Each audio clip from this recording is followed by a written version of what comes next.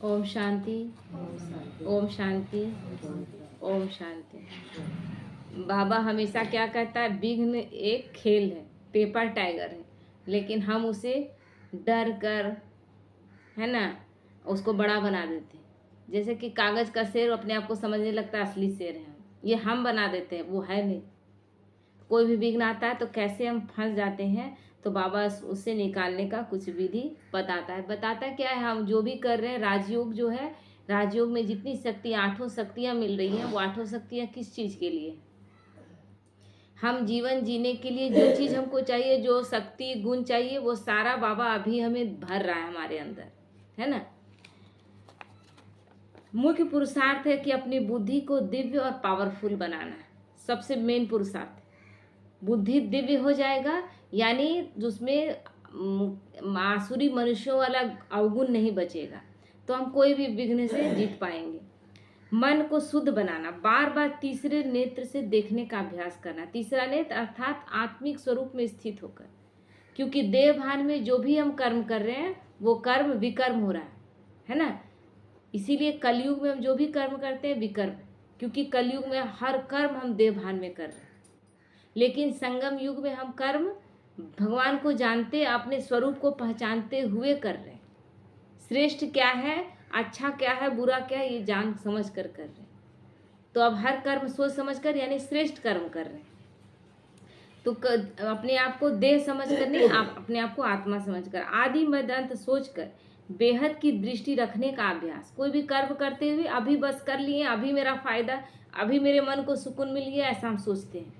लेकिन कल को हमको इस बात के लिए पछतावा तो नहीं लगेगा कि हमको ऐसा नहीं करना चाहिए था, है ना। और वो बात कल प्रभाव के रूप में, गलत प्रभाव के रूप में तो नहीं आएगा, यानी भविष्य भी खराब। और वर्तमान में थोड़ी ही देर में आपको क्या लगेगा कि मेरे से ऐसा हो रहा है ना। जब जब हम कोई गलती करते हैं तो इसीलिए तीनों कालों को सोच कर करना है। इसलिए बाबा कहता है ना, कुछ देर के लिए चुपचाप साइलेंस में बैठ जाओ। कभी कभी क्या होता है कि कोई चीज़ में बहुत मतलब तेज हाँफते हुए दौड़ के आए तो उस समय कुछ समझ में नहीं आता, पूरा थक जाते हैं।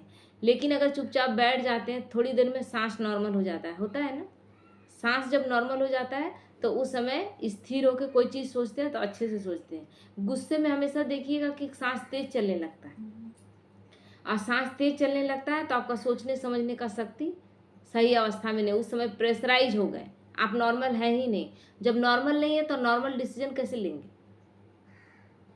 तो इसीलिए पहले बाबा क्या बार बार बोलता है कि हर परिस्थिति में एक बार बैठ के चुपचाप ध्यान लगा करके साइलेंस में बैठ जाएं और अपने बात को विचार करें, क्या सही है क्या गलत है। उसके लिए कहानी पढ़े थे जो बहुत अच्छा लगा था, एक विदेशी कहानी था। तो एक विदेशी पत्रकार जो वहाँ का उस वक्त राष्ट्रपति, जो अमेरिका का राष्ट्रपति था, अब्राहम लिंकन, उसके बारे में बहुत पॉजिटिव बात लिखा था। उस पत्रकार था, उसको जो लगा वो लिख दिया। लेकिन एक लेडी जो बहुत विद्वान टाइप की थी, उसको लेटर लिख के भेजी कि आप उसका पक्ष लेकर लिखें, आप सही नहीं लिखे। मतलब उसमें बहुत सारा बात था जिसमें बोला कि आप ध्यान नहीं रखे और आपने किसी का महिमा मंडन कर दिया, किसी का बहुत तारीफ कर दिया बेवजह। और इससे फर्क पड़ता है क्योंकि अखबार तो सबको ही पढ़ते हैं, तो किसी गलत आदमी का आपने प्रचार कर दिया तो आपने गलत किया ना। अब ये तो उस समय बहुत गुस्सा हो गया, क्योंकि ये तो पूरे अच्छे से बहुत सारा, मतलब एक नेता है जिसको बहुत लोग भगवान की तरह मानते हैं। जब मोदी है, मोदी साहब ज़्यादातर लोगों के लिए बहुत अच्छा है और कुछ एक वर्ग के लिए वो बिल्कुल खराब है, ऐसा होता है ना। तो उसी तरह से उसके बारे में भी जैसे पत्रकार उसके हिसाब, अपने हिसाब से सोचा तो उसके लिए लिखा, लेकिन जो गलत उसके बारे में नेगेटिव विचार रखता था उसको बुरा लग गया। तो आप जिस जगह पे खड़े हैं वहाँ पर आपको न्यूट्रल होकर सोचना पड़ता है, बहुत सोच समझ कर लिखना पड़ता है। तो वो पूरा गुस्सा हो गया, तुरंत एक लेटर लिखा एकदम पूरा गुस्से में उस मतलब लेडी को जवाब देने के लिए। लिखते लिखते थोड़ा सा, तुरंत तो नहीं लिखा जाएगा, लिखते लिखते थोड़ा सा देर हुआ और थोड़ा टाइम भी बीत गया था। तो बोला कि अभी नहीं, शाम को पोस्ट करेंगे। शाम को पोस्ट करना था उसको, और शाम होते होते उसका थोड़ा सा गुस्सा शांत हो गया। क्योंकि धीरे धीरे हम सोचने समझने, तुरंत एक बार की जो रिएक्ट करते हैं ना, उसमें सही रिएक्शन हम नहीं दे पाते, कभी सही नहीं दे पाएंगे। क्योंकि तुरंत दिए, यानी तुरंत उसका सुन कर दिए। मन बुद्धि कुछ भी निर्णय लेने का शक्ति में था ही नहीं, उस समय स्थिति में नहीं था। और तुरंत रिएक्शन देने के बाद ये बहुत लोगों का ओपिनियन आता है कि अरे तुरंत हमको नहीं बोलना चाहिए था, बाद में हमको बहुत बुरा लगा। तो इसीलिए ये सब चीज़ों का कंट्रोलिंग पावर हमारे अंदर होना चाहिए। शाम बीत गया, वो नहीं किया, तो उसको लगा कि मेरा गुस्सा इतना अब नहीं है जितना उस समय था। लेटर पढ़ने के बाद जो था थोड़ा सा कम हुआ, तो हम आज नहीं पोस्ट करेंगे, कल पोस्ट करेंगे। कल बीत गया ना, तो उसका गुस्सा और भी शांत हो गया और अपने लिखे आर्टिकल पर वो विचार करने लगा कि कहीं क्या क्या मेरा मिस्टेक है। तो ये 3 दिन का वो टाइम लिया, बोला कि इतनी जल्दी यानी निर्णय नहीं लेना चाहिए। जब एक दिन में इतना और फर्क पड़ा मेरा कि हम अपना आर्टिकल पर विचार, पहले तो उसको और लगा कि मेरा आर्टिकल में कोई बुराई है ही नहीं, लेकिन धीरे धीरे इसको लगा। तो फिर 3 दिन का जब टाइम दिया, तो तीसरे दिन में उसका गुस्सा बिल्कुल उतर गया था। अब उस लेडी के प्रति गुस्सा नहीं था, बल्कि उसके प्रति उसके लेटर को फिर से पढ़ा, तो बोला कि बहुत सारा चीज़ है जिसमें हमको ध्यान देना चाहिए, है ना, पत्रकार है तो हमको बहुत चीज़ों में ध्यान देना चाहिए। तो वो क्या किया, फिर से उस लेडी को इस बार लेटर लिखा, जिसमें अपनी अपनी गलतियों को अंडरलाइन करके उसको दिखाया, और उसके बाद सॉरी भी बोला और बोला कि मेरे से कहाँ कहाँ क्या मिस्टेक हुआ। 3 दिन में गुस्सा शांत हो गया। और वही फर्स्ट डे लेटर लिखा जाता तो कैसा हो जाता स्थिति, वो लेडी के पास जाता, फिर वो उधर से उसी तरह भेजती ना। लेकिन जब सोच समझ कर हम करते हैं, टाइम लेते हैं, तो टाइम लेने से हमें सोचने का, निर्णय करने का समय मिलता है और हम अच्छा निर्णय ले पाते हैं। कभी भी तुरंत रिएक्शन आज तक लोगों ने अच्छा नहीं दिया है, बहुत कम लोग हैं। तो आत्मिक स्थिति, अशरीरीपन का अभ्यास और आत्मा आत्मा भाई भाई का अभ्यास पक्का करने की आवश्यकता है। अपना जीवन शिव बाबा के हवाले कर दे। जब हमने समर्पण कर दिया उसको, उसके बाद कोई भी विघ्न आया है तो बाबा क्या बोला, विघ्नों को तुम्हें तोहफा समझना चाहिए, क्योंकि विघ्न आया है तो ये विघ्न हमें एक स्टेज बढ़ाएगा। क्यों बढ़ाएगा? क्योंकि विघ्न आया है तो उससे हम तो निकलेंगे बाहर। बाबा मेरे साथ है और मेरे अंदर निश्चय है कि हमको निकलना ही है। जब हम निकलते हैं तो हमारे पास अनुभव तैयार है कि इस विघ्न से ऐसे निकला जा सकता है। तो अदर लोगों का जो आपके पीछे लोग आने वाले हैं, उसको जब उस तरह का विघ्न आएगा तो आप उसमें उसकी मदद करने सकेंगे कि नहीं? मदद करने सकेंगे। तो ये अनुभव आपके पास है ना, और ये आपका पुण्य का खाता बढ़ाएगा, क्योंकि आप दूसरे को निकालने के निमित्त बनेंगे। तो फायदा हुआ, नुकसान का बात हुआ क्या? तो जब हम बाबा को समर्पण कर दिए अपना संपूर्ण सब कुछ, फिर हमें किस बात की चिंता?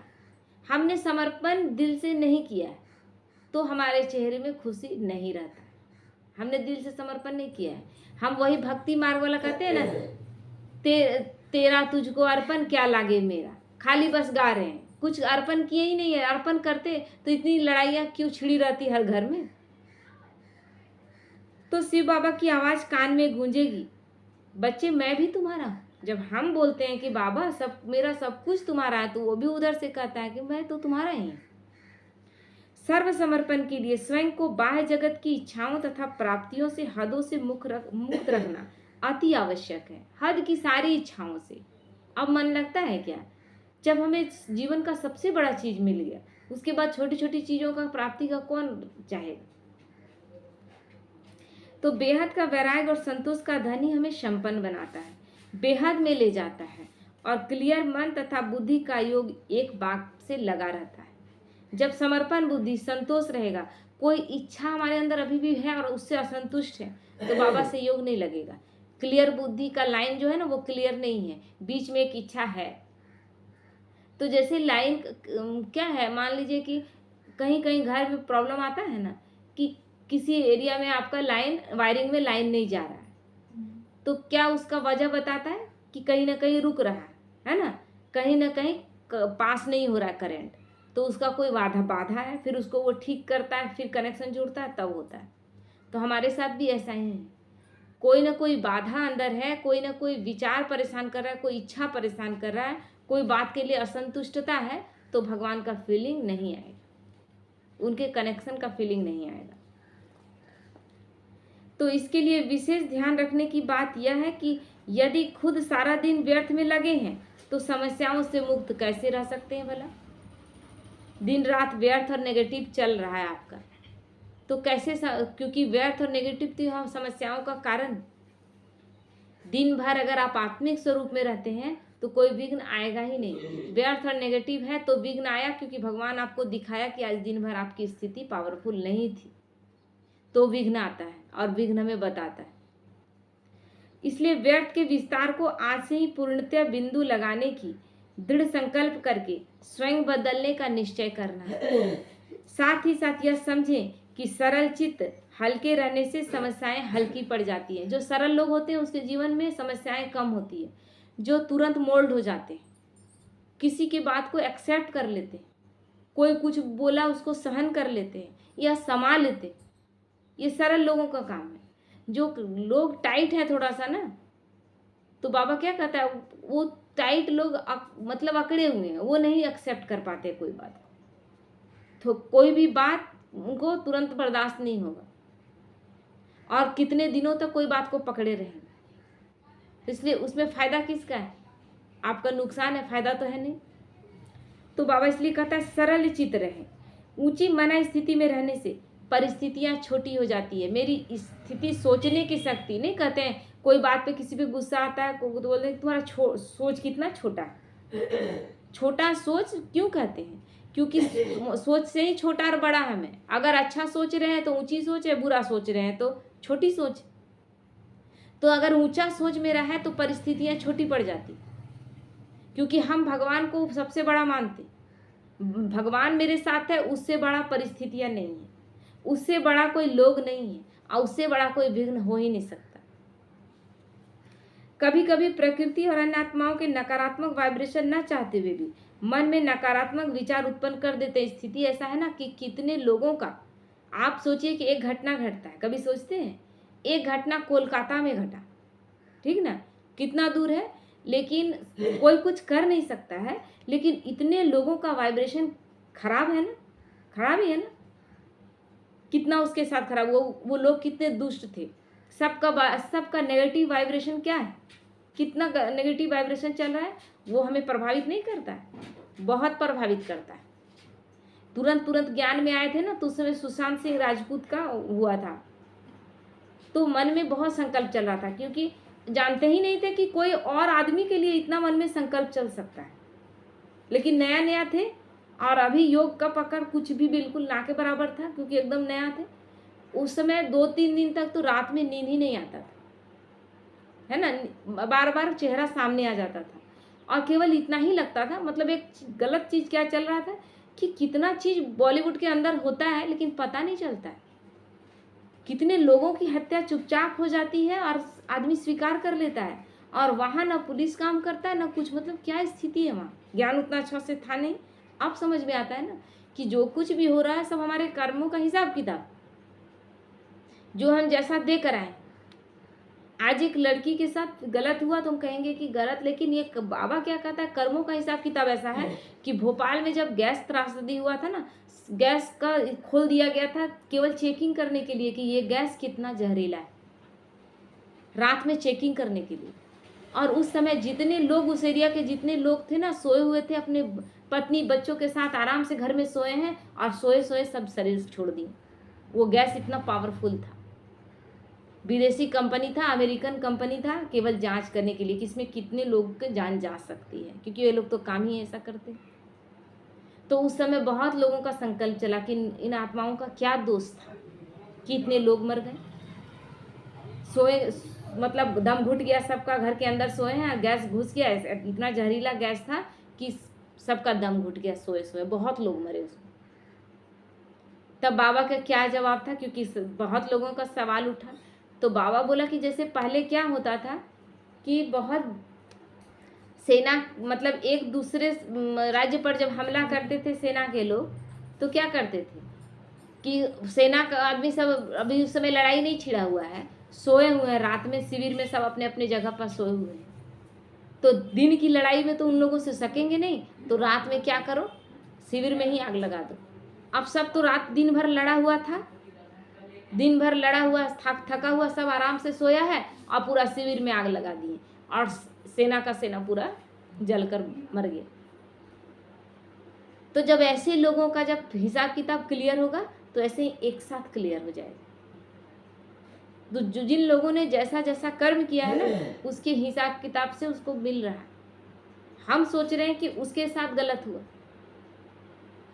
लेकिन कुछ भी बाबा जब कह रहा है कि ड्रामा में हर आत्मा संपूर्ण निर्दोष है, तो सबसे पहले ये भी स्वीकार करना होगा।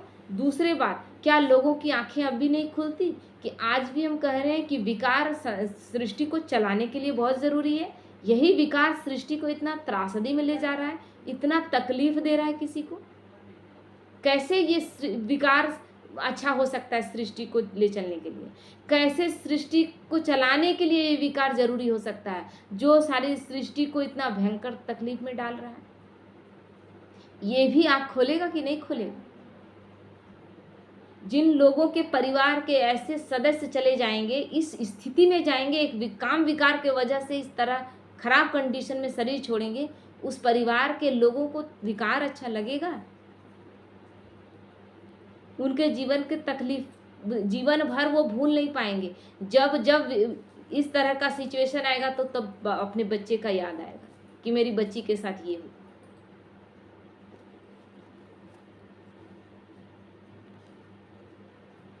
तो बाबा कहते हैं कि इससे स्थिति बिगड़ती है। इससे बचने के लिए योग का प्रयोग इस प्रकार कर सकते हैं जैसे योग में बैठे या कर्म करते, आत्मा और शरीर के चारों ओर शक्तियों का कवच उत्पन्न करके उसके अंदर रहना। काम करते हुए भी बाबा इसलिए बार बार क्या कहता है, फरिश्ता रूप का अभ्यास करने, अपने आप को लाइट के कवर में देखना है कि मैं इस कवर के अंदर में हूँ, परमात्मा की लाइट की किरणों के अंदर हूँ, मुझ आत्मा के प्रकाश के अंदर हूँ। मुझ आत्मा में ही इतना प्रकाश है, इतना शक्ति है कि उसके कवच के अंदर हूँ। तो ये जो नेगेटिव वाइब्रेशन बाहर का हमें कभी कभी तंग करता है वो नहीं कर पाएगा।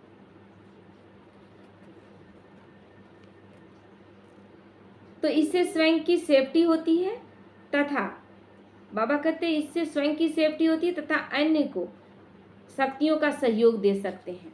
अपने भी सेफ्टी होगी, दूसरे को भी ये सहयोग दे पाएंगे। लेकिन हम अपने ही अगर मान लीजिए कि मेरा इम्यून सिस्टम कमज़ोर है और कोई परेशानी जो फैला हुआ है, वातावरण में बीमारी फैला हुआ है, तो उसको तुरंत हम अपने तरफ आकर्षित कर लेंगे। अब आकर्षित अपने तरफ कर लिए, हम भी बीमार पड़े और घर के अन्य सदस्य भी उस वाइब्रेशन में बीमार पड़ेंगे ना, क्योंकि मेरे से क्या हो रहा है, सर्दी खांसी ये सब चीज़ बढ़ता है कि नहीं बढ़ता है? क्यों? शरीर की कमजोरियों की वजह से इम्यून सिस्टम कमज़ोर है। तो इसी तरह मन का अगर शक्ति कमज़ोर है ना, तो हम उन चीज़ों को आकर्षित करते हैं और फिर घर परिवार में भी उसको वाइब्रेशन को फैला देते हैं। तो इसीलिए अपने आप को जब बचा लेंगे तो ये शक्तिशाली वाइब्रेशन दूसरों को भी भेजेंगे ना।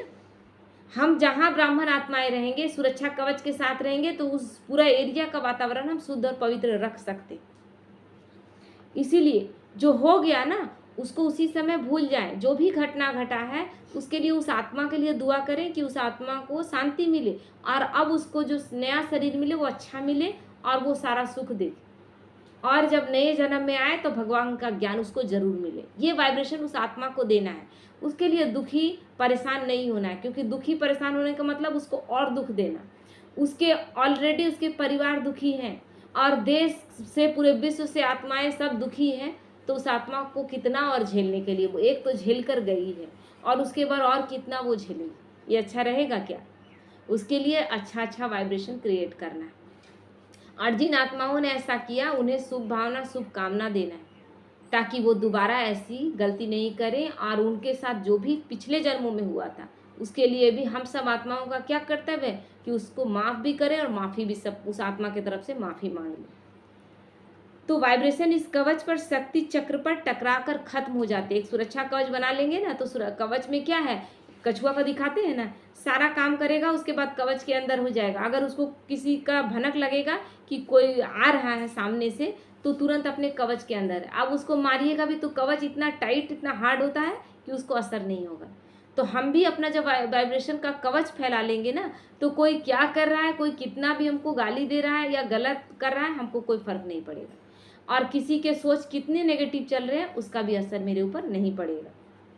तो इस प्रकार प्रतिकूल वायुमंडल में भी हमारे संकल्प सकारात्मक एवं शक्तिशाली बने रहते हैं जब हम उसके सुरक्षा कवच के अंदर रहते हैं। क्योंकि हम देखिए, हम दुखी होकर किसी को नहीं बदल सकेंगे। कोई घटना घटा है, उसके लिए हम उसके बारे में बार बार नेगेटिव बोलकर हम उसको बदल नहीं सकेंगे। हम दुखी परेशान होकर भी उसको नहीं बदल सकेंगे। लेकिन अगर हम स्टेबल रहते हैं और हम दिन रात वाइब्रेशन अच्छे क्रिएट कर रहे हैं, तो हम संपूर्ण वातावरण को शुद्ध कर सकते हैं और हमारे द्वारा ही विश्व परिवर्तन होगा। तो हम परिवर्तन करेंगे कि इन परिस्थितियों में हम फंस जाएंगे। परिवर्तन करना हमारा लक्ष्य है ना। इसीलिए कुछ भी नहीं सोचना है, जो हो रहा है बाबा बहुत अच्छा से हो रहा है, बहुत जल्दी जल्दी हो रहा है, बहुत जल्दी क्लियर भी हो। जिन आत्माओं का हिसाब किताब है बाबा, इतने कठिनता से नहीं हो, सबका सरल से हो जाए, सबका सरलता से संपन्न हो जाए। तो कर्मों की गुहि गति का और ड्रामा का ज्ञान बुद्धि में याद रखकर त्रिकालदर्शी बनकर कार्य करना है। कर्मों की गुहि गति को जानना है कि जिसके साथ जो हो रहा है वो देकर आया है, वो जैसा बीज डाल कर आया है वो वैसा फल पा रहा है। तो इन चीज़ों को एक्सेप्ट करना होगा। हर कर्म श्रेष्ठ स्मृतियों में रहकर आरंभ करना है। उदाहरण के लिए कि भगवान हमारा साथी है, कहते हैं ना, कोई भी कर्म करने से पहले भगवान हमारा साथी है। करण करावनहार प्रभु की शक्तियाँ कार्य कर रही हैं। जब हर बात में उसको जोड़ देते हैं, फिर हर कार्य साधारण होते हुए भी श्रेष्ठ बन गया। तो इससे कर्म पर अच्छा असर रहेगा और श्रेष्ठ कर्म करके मन को शांत, इंद्रियों को शीतल और हर बात में संतुलित रखने का पुरुषार्थ करना है। तब ही हम अपने आप को परिस्थिति अनुसार मोल्ड कर सकते हैं।